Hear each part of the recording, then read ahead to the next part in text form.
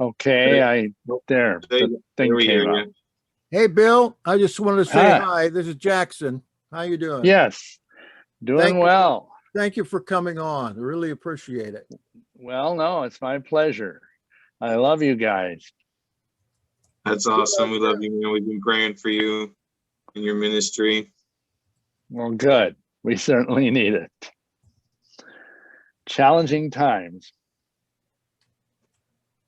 Oh boy, is it ever. It's probably not going to get much better before it gets worse.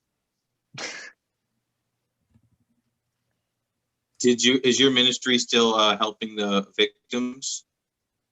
We're trying, yes, to the best that we can. I mean, our resources are not infinite, of course, but we're praying and we're trying to send money and food to people and stuff like that. That's part of our ministry, our outreach, yes. Can you see me, or are you just getting a... It just says your device name on my screen. Huh. Oh, there's a button you can turn your camera on. I think it's near the mute button. On the iPad. I don't know. I'm running obviously off my iPad, and I don't see that. So we'll just let's see. Switch to gallery view. Wait, hold on. Let's try this.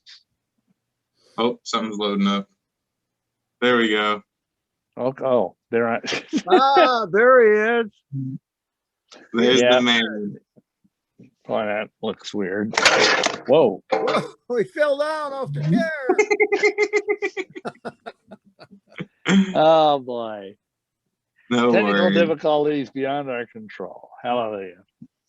Well, I guess that's good enough. To have this.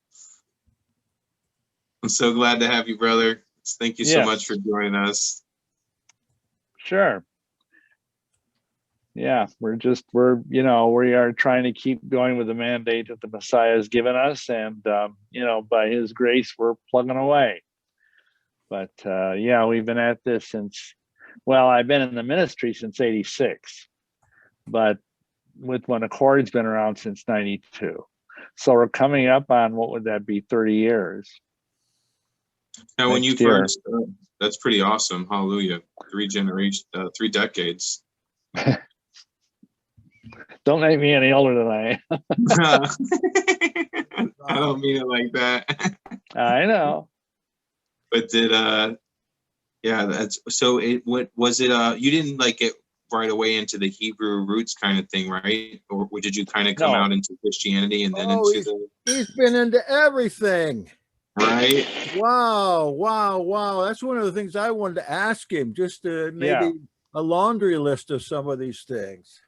Well, and just, like a paragraph or two. I mean, I started out in the Catholic Church, and then I got involved while in college. A priest basically told me I had to learn the occult arts in order to be a good follower of Christ. And he had a licentiate doctorate from the Vatican. So this guy was a big enchilada, and I believed him because I was only like 18 or 19. So I started studying the occult. And by the time I was, a senior in college, I was a witch. And so I went from witchcraft and, Druidism. And then on the advice of the big muckety muck Druid, I got into Freemasonry. And then from Freemasonry, I got involved in Satanism.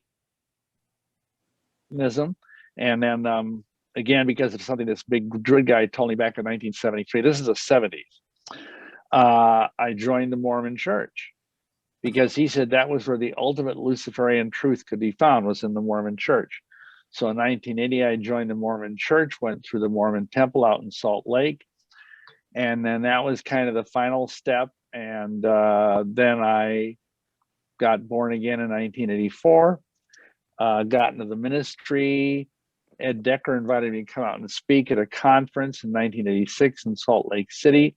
And that was a huge thing because the place was packed. It was called Joseph Smith and Temple of Doom, my talk. And it just freaked out a lot of Mormons, let's just put it that way. And it was the source of my first book, and off we went. And so Ed Decker hired me, brought me on board with his ministry, which I was there for 5 or 6 years. Then we started with One Accord in 92. And while I was in Seattle, which is where Ed Decker was at the time, I started attending, we were accustomed to going to Foursquare churches. And the nearest Foursquare church to us was it was a Messianic congregation headed up by Murray Silberling, who was a rabbi. And I'd never, heard of anything like this, but, I liked what I was seeing. And then we got deeper into it. I discovered that I was ethnically Jewish, that my ancestors on both sides of the family were actually Jews who had become Catholic to escape, persecution or whatever. But neither here nor there. So I got deeper into the Torah and all of that around 1999. And the rest, as they say, is history. So here we are. Weren't you into Freemasonry for quite some time as well? Well, yeah, 9 years. I kind of tried to condense stuff, but yes, I started out in the Blue Lodge. I was made a Master Mason in 76. I went to the York Rite in like 77, 78. And then in like 1980, I went through the Scottish Rite and the Shrine. And I was even an associate patron in the Eastern Star, which is the ladies, auxiliary kind of thing of the Mason. So yeah, I was really involved. I mean, I was a lodge officer in 2 or 3 of those things I just mentioned. I was a junior warden in the Blue Lodge. I was a master of the Veil in New York Rite, and I was in the Knights Templar Commandery and that was the York Rite too. I didn't do too much in the Scottish Rite, because you'll find this funny. Maybe you won't, but the Scottish Rite was too creepy for me, even though I was a witch. It was just too darn creepy for me. And if you study it, you'll find out why. But that's probably a whole, program in itself. But like, I know I went through the 19th degree of the Scottish, because there's 32 degrees in the Scottish Rite. And in the 19th degree, which is, you're supposedly given the Holy Order of Melchizedek. Everybody wants to have the Order of Melchizedek. You got that in the witches, you got that in the Masons, you got that in the Mormons. I mean, everybody wants to be Melchizedek, It's just ridiculous. Anyway, and during this ceremony, they call up the devil.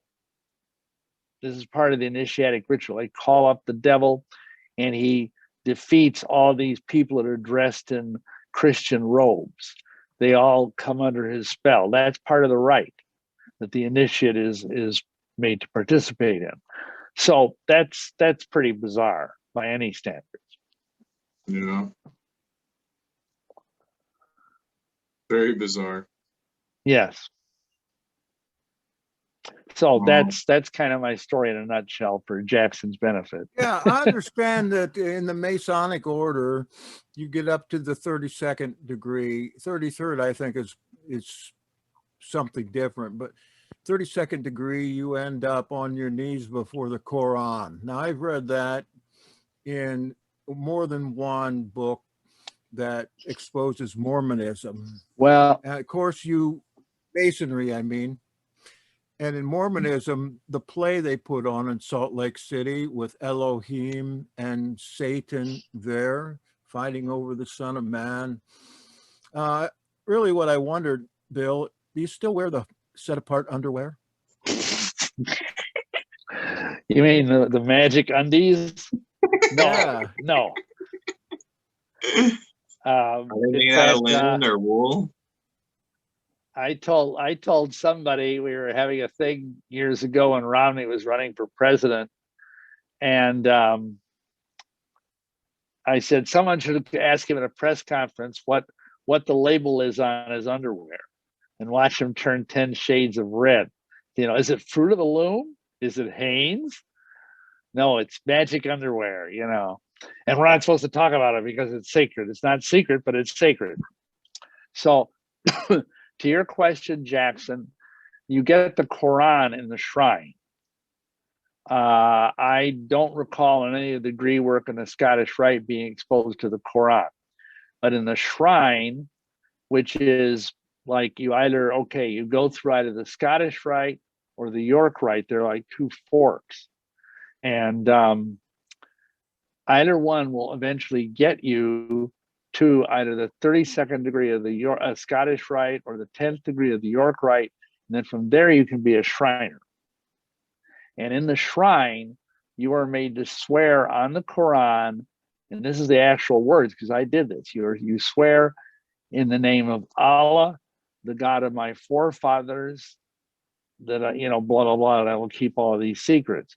So you're basically saying I'm a Muslim. You say that you swear in the name of Allah, who is the God of the Muhammadan, the Muslim, and the Din. And I never figured out what a din was, except I know it's the Hebrew word for judgment. But anyway, so yeah, that's where the Quran comes in, is in the shrine. And I like to ask you, how can you be a Christian and do that? And yet thousands of Christians go through the shrine. And that's the least of the problems of the shrine. We could another. In fact, we have a YouTube video on the shrine, which I don't know how many. I think got like 70 or 80,000 views on it. But if people want to have really an inside look at the shrine, you should go see that video, because it's almost spine chilling what they do. They're not just funny old guys driving around on motorcycles and wearing funny hats, because those hats, the fez, they're called fez. They're named after a city in Morocco. And in that city, way back when the Muslim hordes were traveling across North Africa, conquering everywhere by, spreading their faith by the sword, basically the Christians in the city of Fez refused to bow the knee to Muhammad or to Allah, whatever, and they ended up cutting off all their heads and then bathing their hats in the blood of these Christian martyrs. And that's why those hats are kind of that kind of dark blood red. And most Shriners don't know that, of course. But that story was recounted to me from Mick Oxley. I don't know if you've ever heard of him or not. He's now gone home to be with the Lord, but he was a former Muslim. He was in North Africa with the British Royal Air Force during World War II, and he converted to Islam. And while a Muslim, he actually was obligated in the Masons on the Quran. If you're in a Muslim country, you swear your oaths on the Quran. If you're in like in India, you might swear your oath on the Rig Veda or the Bhagavad Gita. And if you're in Europe or America, you would swear your oaths on the Bible. But it's all the same blood-curdling oath. And he said, he says, yeah, I mean, they basically are Muslims. They're saying you're a Muslim if you enter the shrine. And how any Christian could do that is beyond belief, but they do. It's surprising to me, in the course of the Muslim scare of the last 20 years, that these shrines, especially, there's one in Sarasota that's the Shrine of Iraq, that certain patriots wouldn't just go and tear the places down. But I guess the popularity is such that that really couldn't happen. There are too many people involved in it. Well, and plus, of course, they have, all of these Masonic groups have a kind of a front organization that is charitable. And of course, the Shriners have these hospitals, and they offer free, medical care to crippled children, which is, admirable, except we've had many testimonies of people who sent their kids to these hospitals and they end up getting sexually molested. Not everybody, not all the kids by any means, but some of them. And to me, that would be enough to not want to send my child or whatever. I don't care how good the medical care is. I don't care if it's free. It's just not really the best idea, because you're putting them. Now, this is our theological take on this. But if you go to a place like that, or really to any hospital, and you sign forms and, you know, whatnot, you have basically entered into a league, a contract with this organization, this Shrine Hospital. And that means you're under their authority. You're kind of, in a way, surrendering your child over to this organization, which ultimately has a Islamic headship. And I don't think I'd care to do that as a parent. I'd rather trust in Yahushua to heal my child. That would be my approach. We also heard from, if you don't mind me keep popping in here, because I didn't make the first interview and I wanted to just get a few questions in, one more. There's a fellow who's on here today that did one of our interviews talking about the Adventist church being, might as well have been a concoction of the Masons, because the first Adventists were so full of Masons. Is that right, Loqui? Are you still there? Well, essentially, you know, the Adventist church came out of the Millerite movement from the 1840s into the 1850s. And they were an eclectic group. They were from all different Christian denominations, really. And because of the great disappointment, you know, Christ didn't return in October 22nd, the Day of Atonement in 1844. The ones that were really sincere with their relationship with God, they got together and were studying and say, okay, what did we have wrong, kind of thing. Well, those people, in their diligent work of going back to the scriptures and you know, not really being disappointed, but really trying to figure out what was going on. You know, they had gone back to their denominations and whatnot, and to share with the leaders of their groups some of the things that they've uncovered. Well, so in other words, they were not really trying to start their own denomination. Well, that's what eventually came out, because nobody was really listening to them. And that was in 1863. But to my knowledge, at that point, I don't see all the pioneers that, you know, I've read quotes from and read different studies from them. I didn't see any evidence of anything like that. But see, when the church got to a certain size, certainly into the late 1870s, early 1880s, there was definitely Mormons coming in. There's no question about it. Like, yeah, Jack, I had shown some photographs of. You mean Masons coming in, right? Oh, what did I say? Mormons. Oh, I'm sorry. We were talking about Mormons. Sorry, Masons. Yeah. Yeah. And so just seeing some of the old photographs from the early 1880s, you compare that to some of the photographs in the 1860s, totally different. Well, these guys, you know, had their hand tucked into their overcoats and, you know, those kind of positions. No, I guess not everybody understood that back then, but that was in the 1880s. So it was when the Adventist church was gaining numbers that Masonics were coming in. I had not heard that, but it wouldn't surprise me a bit. Mm-hmm. You know, because that's what they like to do. I mean, they kind of like to, whenever there's a movement, you know, and say what you like about the Adventist church. They were really very zealous. They were really trying to, you know, do what they could to follow how they perceive the scriptures. And in many ways, they get things more correct than the typical, you know, evangelical Christian who's, you know, eating pork and going to church on Sunday and all of that stuff. But in any event, the Masons love to get in there and be the leaven in the lump, you know, because I think it was Moody, Dwight Moody, the famous, you know, evangelist. He said that to the extent that Masons enter a church or a denomination, to that extent the fires of revival will be quenched.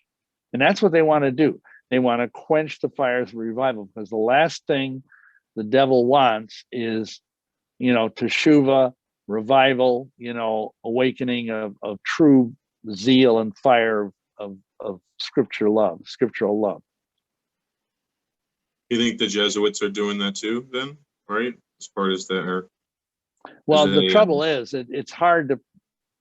The Jesuits and the Masons are like joined at the hip, which sounds funny, but you know, the fact of the matter is, when I was working for Ed Decker, I was in communications with a woman who was finishing her doctoral dissertation. I think it was from Biola University, and she was proving that more than half of the rituals of the Scottish Rite, these 29 degrees of the Scottish Rite, were actually written by Jesuits. And there's a lot of cross-pollination going on. You look at the iconography of Masonry, and you look at the iconography, for lack of a better word, of the Jesuit order. You see a lot of similarity, and a lot of similarity in the doctrine. In fact, I don't know if you've heard this, but do you know who Dionne Fortune is? Doesn't ring a bell. Well, she's a less well-known occult figure, but she was a contemporary of Crowley, Aleister Crowley, who I'm sure you've heard of. And she had her own, she had this, it was called the Society of the Inner Light. And she basically said, she wrote many, many books. I used to love her work. And she said that if you couldn't get into an inner order, quote unquote, because of wherever you were, the next best thing to joining something like the Golden Dawn or the Society of the Inner Light would be to join the Jesuits, because they will teach you the same occult disciplines in the Jesuit order as you would learn in something like the Order of the Golden Dawn. And that's true. It really is true. Wow. No, thank you. Of course, you got to be celibate if you're a Jesuit, but that's kind of a downside for a lot of people. Isn't that something that's unique currently right now? I've been told that it's the first time the guy in charge of the Catholic Church, POPE guy, the so-called Pope, he's not my father, that it's the first time it's a Jesuit that's actually in that seat. It's been the first time in centuries. I think it's something like 500 or 600 years. Yeah. And of course, the guy is just a joke. I mean, I was raised in the Catholic Church. I have a master's degree in theology from a Catholic seminary. Okay. And this guy, Pope Francis, he would be burned to the stake as a heretic, 150 years ago. I mean, the guy's a communist. Leo the 13th, back around the turn of the 19th and 20th century, said if you're a communist, excommunicated. And so now we have a pope who's basically a commie, and all the stuff he's teaching is just craziness. The Catholic Church is just, it wasn't that great to begin with, but it really started going downhill after John the 23rd, which is a long time ago. John the 23rd he died in 62. So, but yeah, the Jesuits are bad medicine. Wow. Yeah, thankfully I haven't had any run into any of those guys, but I have had one of my friends that's read their manifesto or whatever it's called, and he was telling me that I need to read it. And I think I do, but I try not to give too much attention to those things. Well, I tell people, if you're going to read stuff like that, read twice as much Bible, at least. That's a good way of looking at it. You spend 15 minutes reading junk like that, at least spend 45 minutes studying the scriptures. Hallelujah. That's awesome. That's got to flush out the crud. Looks like somebody is asking about, is it the Malachi prophecy? Saint Malachi prophecies, yeah. Oh, yeah, those were huge. Yes. I was curious about that too. Well, the idea is that this Irish monk named Malachi, this isn't the prophet, from the Old Testament. He supposedly had a visitation from I think it might have been Michael, the archangel, but who knows? Of course, he might have just having a little too much whiskey. But anyway, he had this visitation, and he got this list, and it was kind of cryptic, of all the popes that would ever be. And except the popes weren't named by name, they were named by like some sort of cryptic Latin motto. Like, for example, when these prophecies started coming out and be well known was during the time that these Fatima secrets were supposed to be exposed. There was this 3 messages supposedly from the Lady of Fatima. Yes, yes, Yeah. yes.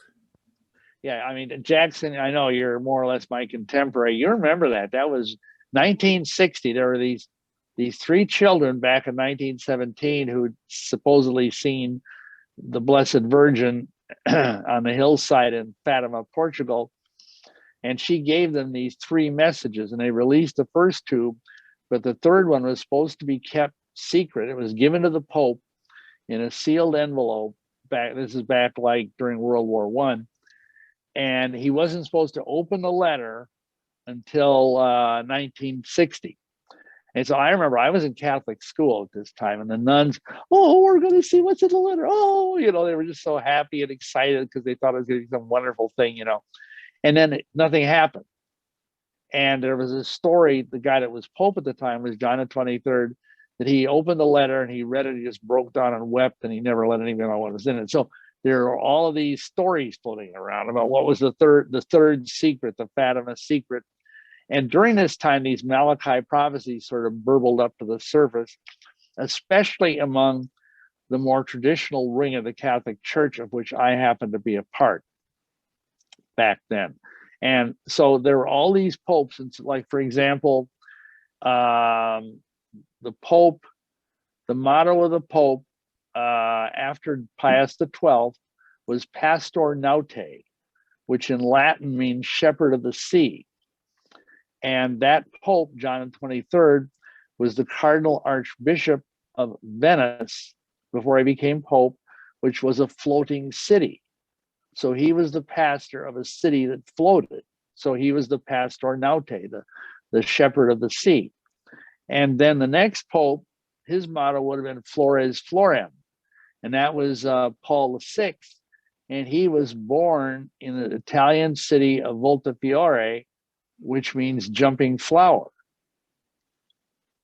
And then the next one, I'm doing this all from memory, but was De Meditate Lunae, which means during the eclipse of the moon.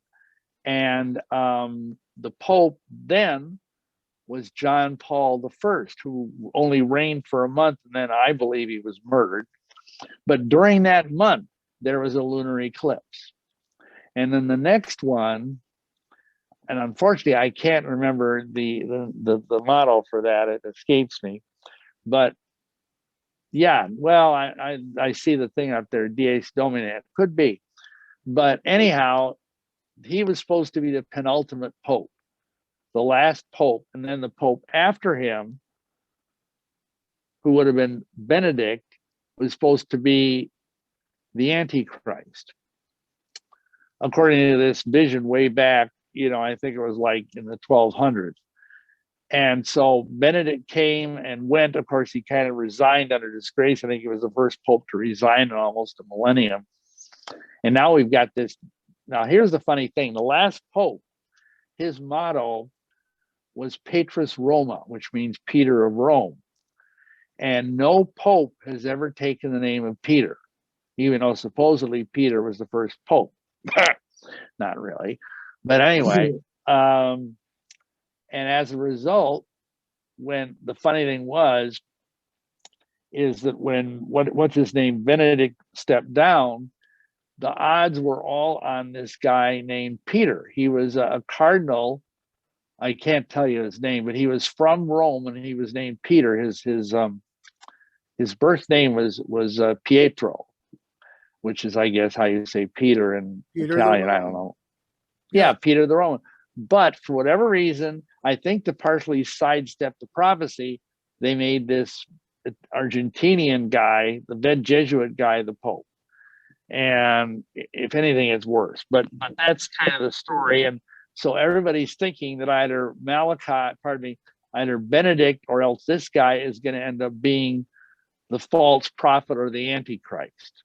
And I think all popes, frankly, are the Antichrist or an Antichrist, I hear you So, on but that. when I teach on this, I always say that I believe that when the beast, whatever you want to call him, the Antichrist finally does emerge, the big enchilada, that the false prophet that the book of Revelation speaks of is going to be a pope. That's going to be like his John the Baptist, so to speak. So, but I don't think the Pope is going to be the Antichrist. I think he's going to be the religious front man for the Antichrist. That's how I see it. So That we're makes getting sense. off in eschatology now. Oh, very good. Very good. I like the way things roll from one subject to the other. So It's beautiful. you don't think that Francis then is the Peter of Rome that's spoken of as the last pope? He's No. like a usurper in there? I really think he is. And I think they were trying to dodge a bullet and they ended up getting somebody worse. Because this guy, I mean, half the Catholic Church is ready to string him up by his thumbs. The guy is just so crazy with his doctrines, his teachings are so far. I mean, I am no fan of the Catholic Church, but I mean, he's basically come out in favor of gay marriage. He's come out in favor of all of these communist ideas, which, like I said, when I was brought up in the Catholic Church, if you were a communist, you were a heretic. You were out of the church so fast you couldn't, pick up your, hat on the way out the door. And now, well, that's a whole different conversation. But the Catholic Church has basically gone so far to the left politically that it just fallen off the rails completely. Now, didn't John Paul II also open up the letter of the third prophecy? And what came out at that time, I think that was the end of the 90s, maybe beginning of this century, that it was supposedly a letter regarding the conversion of Russia, as it turned out. But I don't think that letter has come out in its fullness, quoted anytime since then. But there was a huge following. There was a ministry just for that the letters there. And they were raking in money at the time. And I ordered a green scapular from them just to have one. It's kind of cool. That means that if I'm wearing the scapular, I can't go to hell when I happen to die. So, well, you want to cover all your bases, I guess. I was very interested in that at the time to see if this letter was going to have any contemporary type of interest or whatever.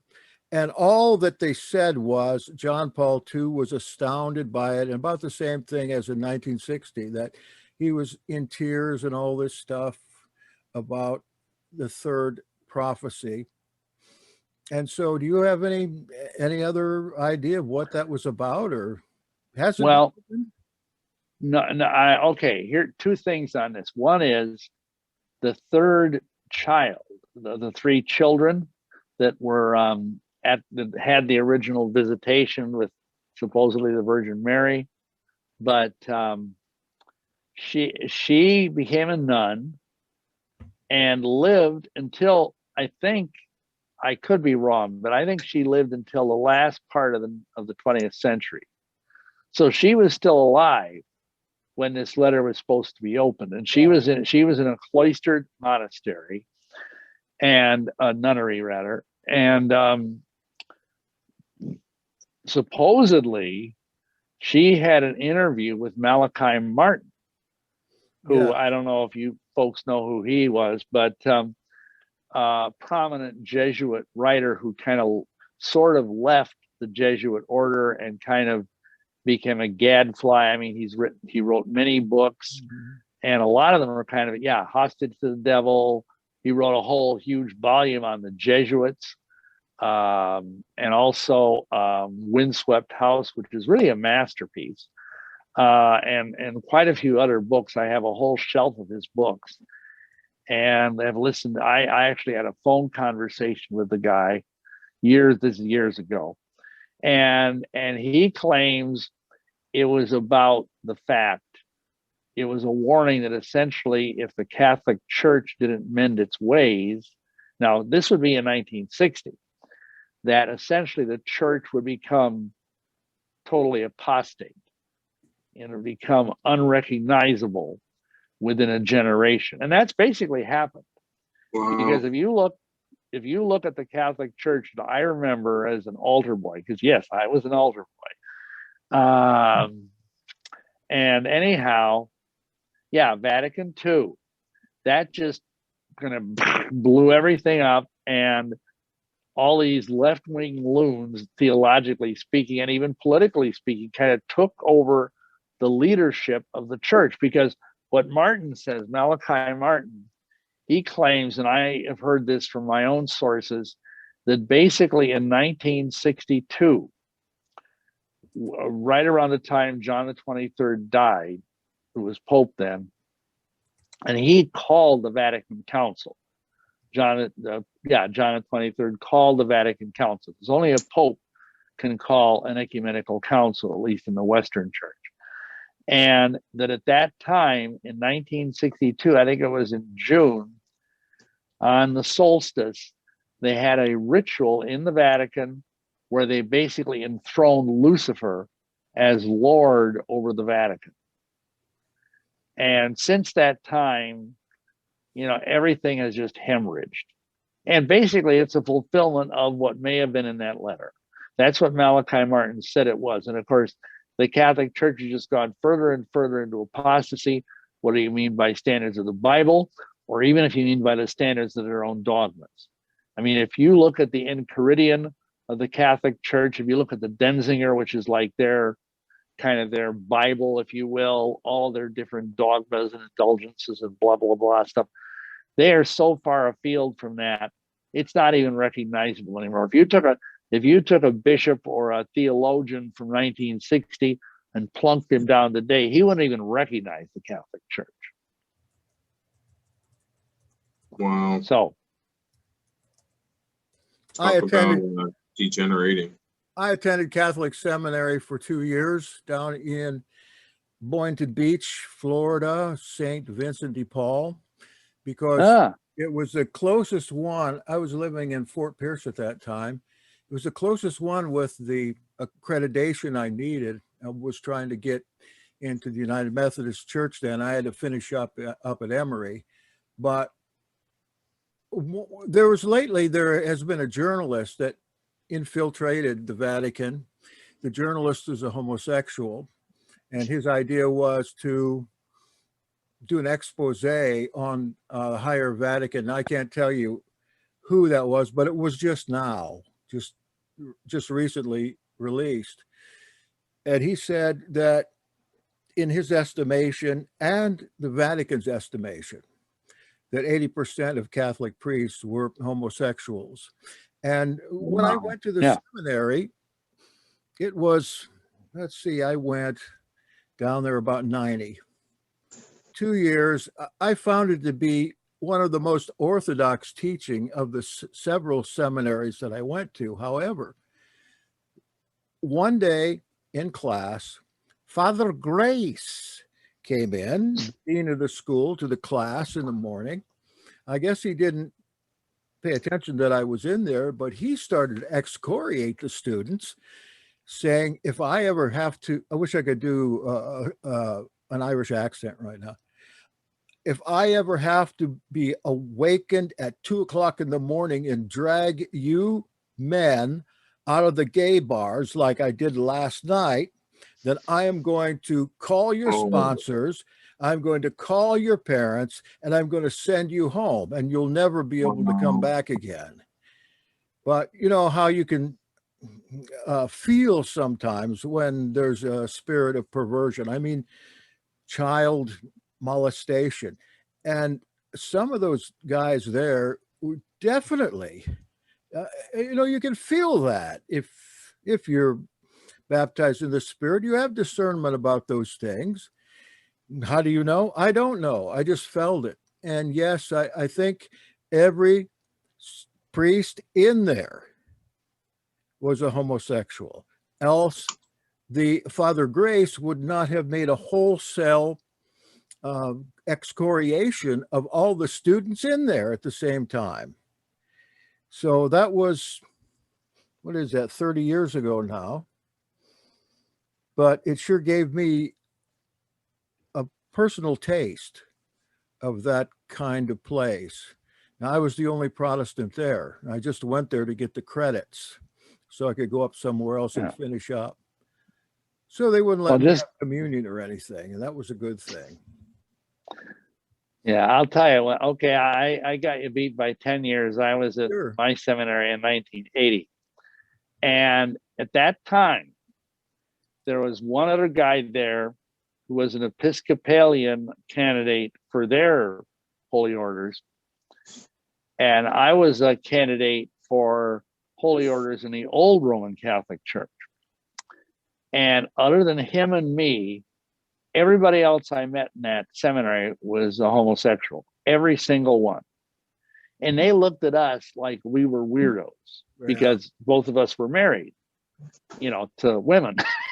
And they were a bunch of flaming perverts.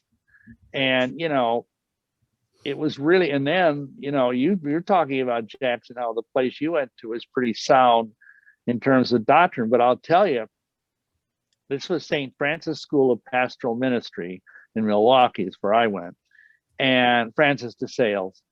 And anyway, I got a D in my Christology course because I refused to write a thesis, not a thesis, but like a paper at the end of the course, proving that Jesus didn't rise from the dead.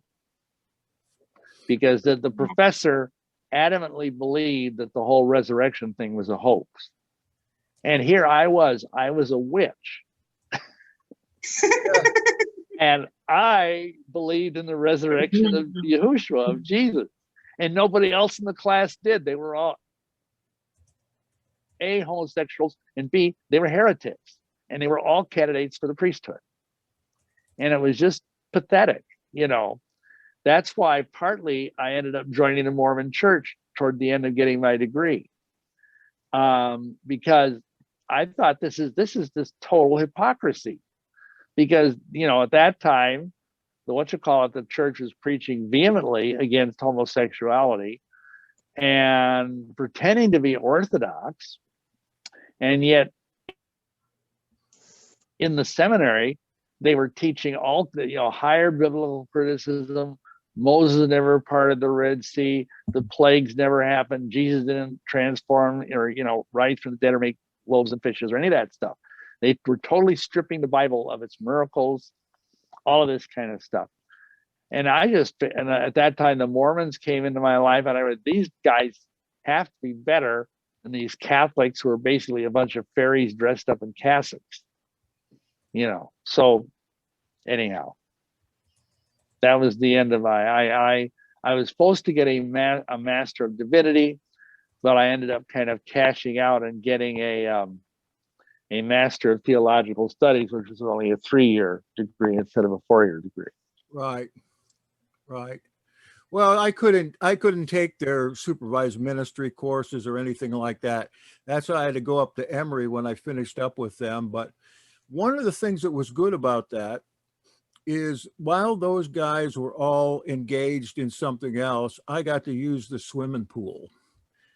And it just by myself. There was nobody around there at that particular time when I got in there. So that was a very positive thing for me. But the rest, really, I had to consider after my time there was over what I had been experiencing. Well, I wasn't that aware of it at the time, but when I got out and got away from there, it's almost like because I wasn't in the presence of that spirit anymore, I could analyze it a lot more correctly. But yeah, sure. It's horrible. It's a horrible thing. And we recently had somebody that was in our movement that wrote an essay on that the successors to the Essenes was the Roman Catholic Church. Now, it's a very, very good essay, well documented and all. And she went and joined the Roman Catholic Church after a year's catechism to do that. And that's hard to really understand, how you can go from, well, strictly post-church or anti-church into something like that. And I'm still in touch with her, except she doesn't want to talk to me too much anymore about it. I just actually last week asked her for an interview to kind of summarize what she'd been through in the past year and a half in order to get in the church and to become a bona fide member. And it wasn't easy. And her idea was here, we don't have to correct the church, because isn't it God's church? And isn't it his responsibility to correct the church? And when he does, it'll be wonderful again.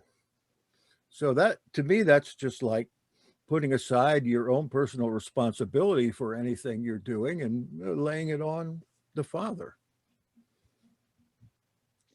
Yeah, I think the trouble is, you know, I don't want to be unkind, but sometimes I have found that when people start dipping their toe into something like the Roman Church or any of these things, you know, Masonry or whatever, it's so easy to be deceived, because the demonic, the religious spirits, the lying spirits will start seeping into your spiritual environment, so to speak, and you don't really know they're there, because it's like the old thing of the frog, you know, being slowly boiled in the water, and all of a sudden you find yourself utterly and completely deceived.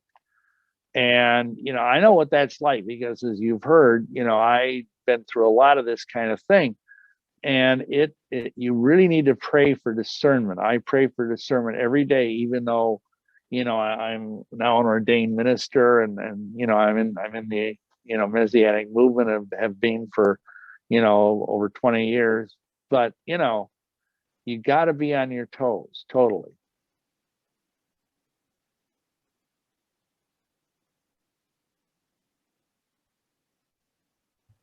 Any other questions, comments? What was that? I got questions. Okay. I got a list of questions. We won't get to them all today, that's for sure. But I did want to get, because even before you got on, Brother Schnoebelen, we had one of the brothers was talking a little bit about the Maseroths and stuff. And I know there's a interesting book called Gospel in the Stars.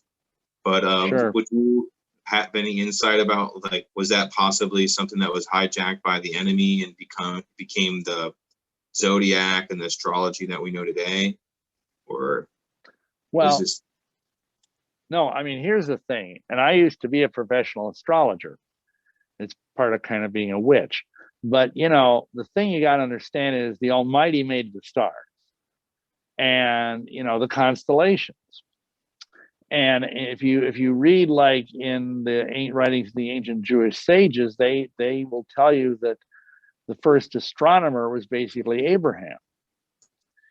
And you know, the Almighty taught him the stars, and he taught him the gospel in the stars, that you can in fact see, and I'm not like an authority on this, but you can see, like, for example, you've got the constellation of Virgo, which in Hebrew is called Betula.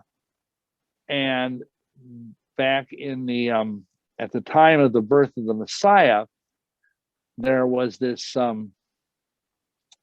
star, this group of stars, and again, I can't tell you the name of the stars anymore just from memory, but that moved from what you could say was the womb of Betula to, apparently from an observer here on Earth, to Leo, the lion.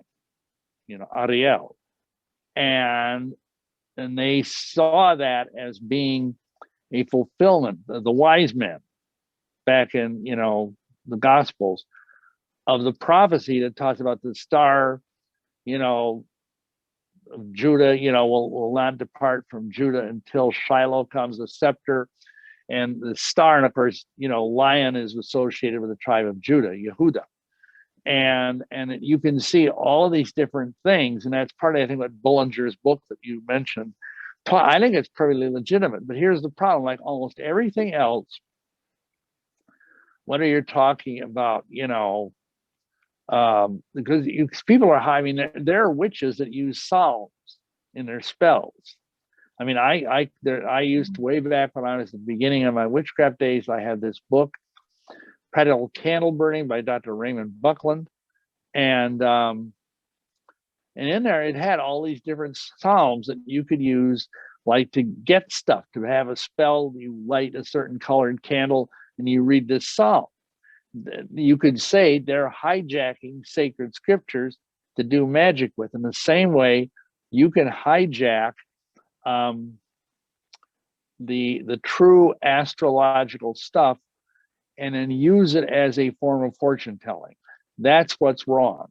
And if you look at Daniel would be the best example of this. He was basically the chief, he's called the chief magician, the chief astrologer of Babylon back in the book of Daniel. And he obviously was a great prophet, a great tzaddik. And I don't know, I've heard, I couldn't tell you from where, that supposedly he started a school that basically became the Magi. And he taught them the mysteries of Elohim. He taught them the Torah, and he taught them about the coming of the Messiah and how it would be foretold in the stars. And he said, okay, all this money that I have been given, all these gold, as you read the book of Daniel, he was given gold chains and all of this wealth by these different kings because he saved them or told them how their dreams meant or whatever it might be. And he gave them all this stuff, all this treasure. And he said, when you see this star, you go to wherever you see the star and take all this good stuff, this frankincense and gold and whatnot, take it to that, because that is going to be the King of Kings. Wow. Now, I couldn't source that for you, but that's an example of good biblical use of the stars, because again, the stars belong to him. And it says in the Psalms, the heavens declare the glory of Yah, and the earth proclaims his handiwork. And then it says, I'm not quoting this right, but about how day speaks unto night. And it talks about how the stars literally speak to us. And so I think there is a genuine prophetic thing going on there. But like anything, it can be misused. Like anything can be twisted and turned to become an occult practice. But so that's my So that's a long way of saying, yeah, you're right. It's basically something that was originally set apart that has become twisted by the evil one. Something that is interesting, though, is I have seen, because I guess it goes back, gives credits more to the Mazzaroth, but it seems like sometimes when people are born under certain stars, as they say, they share similar characteristics or behavioral patterns. But I have also heard that the sun and the stars play our DNA like a flute almost, because of the influence it has on over humanity, both the sun and the stars. But I'm no expert on that. Well, certainly the moon and the sun, especially the moon, has a profound influence on us. And, because it moves the tides. And at the same time, our bodies are full of the same water that makes the tides. And of course, anybody, and I used to work in the mental health field as a counselor, anybody will tell you that the psych wards, whatever, they always fill up when there's a full moon. It's not just superstition, it's because the moon makes people crazy. And that's where the word lunatic comes from, which we don't use that term anymore. It's not politically correct, but it's a real thing. And so, yeah, I think there is an element of that. But again, even astrologers, even occult astrologer will say this. They will say, the stars do not compel, but they impel. So the way I would put it is, there may be some sort of subtle influence because of when a person was born in terms of the stars and whatnot. But there's by no means the kind of power that occult astrologers give it. That, oh, if you're a Virgo, you're going to be like this, or if you're a Leo, you're going to be like that. It's nothing like that, because that, the Almighty gives us free will. And to say that, okay, if you're born under a certain sign, you're basically stuck with that. And I don't believe that's to be true, because for one thing, when you become born again, you become a new creation. I mean, I was born again on June 22nd, 1984. I guess that would make me a Gemini. So I think I didn't carry that idea too far, but I do think there is an influence. But I think it is relatively minor. But I think a person that is not saved, a person that is in the flesh, that has not become regenerated, those kind of influences will have much more torque on them than they would on a saved individual.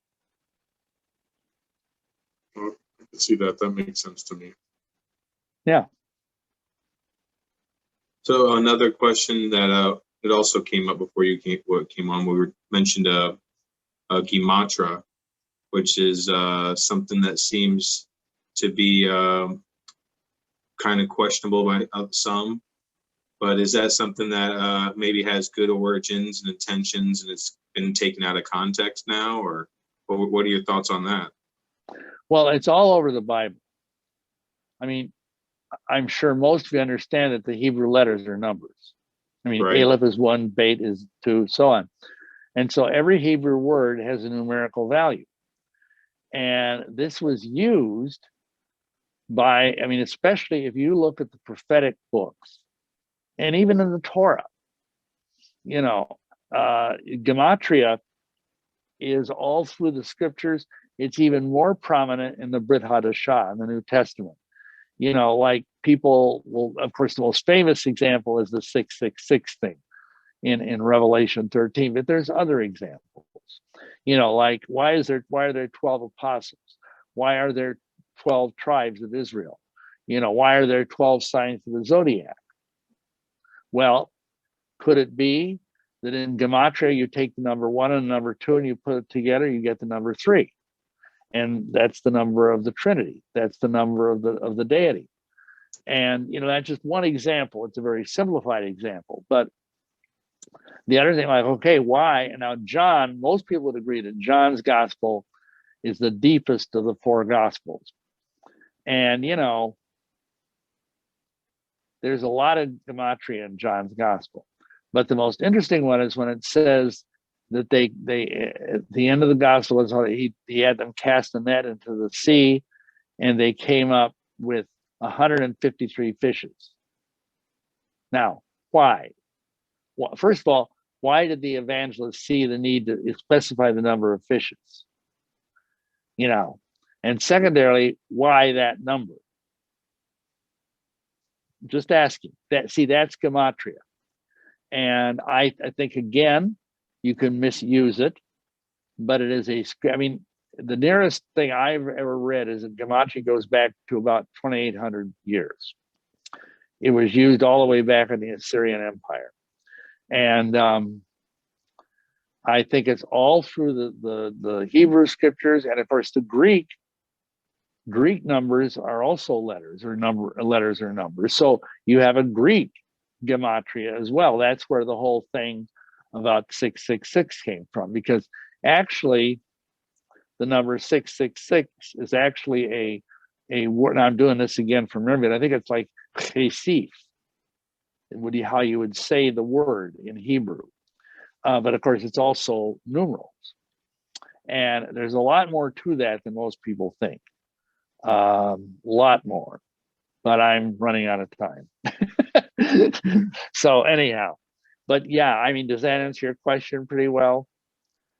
Oh yeah, I know we could dive deeper on that too, but I think you can get a tremendous amount of insight into the Torah, into the Brit Hadashah, and especially into the prophets, the Hebrew, the Navi'im, by looking at the numerical values of some of these words. It just opens up a whole nother layer of meaning. And it also is incredibly indicative of the power and authority of scriptures. They've had all these incredibly complex numbers and how they interact across centuries.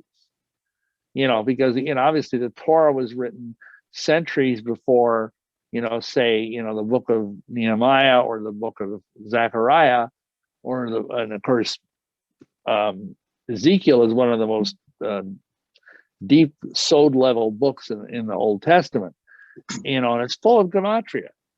So, I think it's something that is powerful, but like anything else, it can be misused.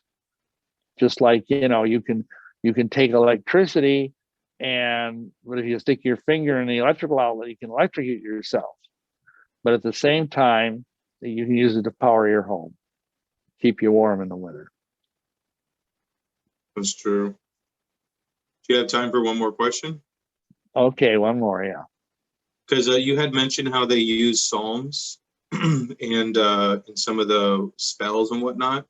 And something that's come to my mind is how, if I were to come across the Torah and as a non-believer, let's say, and I started reading about some of the sacrificial rituals that were found in the Torah, they seem pretty grotesque, with sprinkling blood on the audience, or putting blood on the earlobes and the thumbs and the things like that. So it's something that I would, if I were a non-believer, I would think, wow, this is something that I would think would come from a Satanist organization, not the Bible. But is that something also that was hijacked, or they've taken the energies from that and the occult and used it for the dark side, or what are your thoughts on that? Well, of course, it's even in the scriptures, it's documented that blood sacrifice and human sacrifice was going on all around Israel in the various, Baal worshiping nations, like Moab and so on. This was the common practice. And a lot of people believe that what's called the Akedah, the binding of Isaac in Bereshit 22,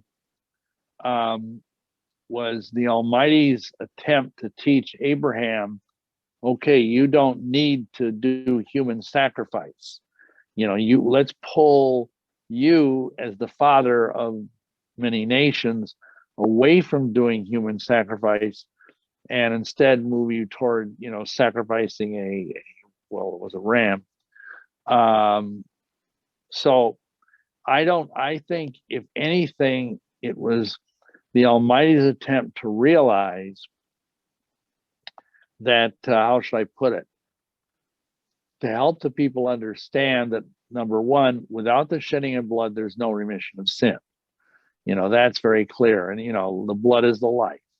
And those kind of things that are very clear in the Torah. But at the same time, to realize the enormous horror of sin, the enormous horror of it, and how it is an offense against an infinite, loving Elohim. And that's part of why, so I guess my answer to that would be no, I don't. I think the idea of blood sacrifice and human sacrifice was around centuries before the Torah. I think, it's been around ever since then. I think it's still going on today among the elite, among all these different Illuminati type people. But I see what you're saying. I mean, a person who is just kind of spiritually dense could look at that and say, well, the Bible says it's okay to do this. I'm going to go out and get a sheep and cut its throat, Or they could even look at the Genesis 22 account and say, oh, I can go sacrifice my son. There are nuts that have done that. You know, a few years ago, there was some woman that read Genesis 22 and thought she was hearing God talk to her and tell her to kill her son. And I forget if she actually did or not, but you know, that's demonic. That's obviously demonic. And I guess that's what I would say to that. But I understand your point, and I think, you know, that's the trouble. You can read a passage out of the Bible with unbelieving eyes, and it can just totally mess up your head. Because again, spiritual things can only be discerned by people who have the Ruach. And if you don't have the Ruach, it can mess with your head. Amen. And sometimes it can be, it's like, you know, it talks about a great deception, that if you won't receive Christ in your heart, then instead you're going to get this great deception. And we're seeing so much of that now in the world today. So anyway, that's all I have time for. But, you know, again, if you want to do this again sometime in a few weeks, you know. Thank I would you, love to. Bill. Thank you. Well, thank you. Thank you. Thank you so much. It's great. And thank Well, bless your heart. you tonight. Amen. Amen. Nice to see you. Say hi to Mary. Yeah, I sure will. And you be Okay. blessed. Thank you. Okay, shalom. Shalom.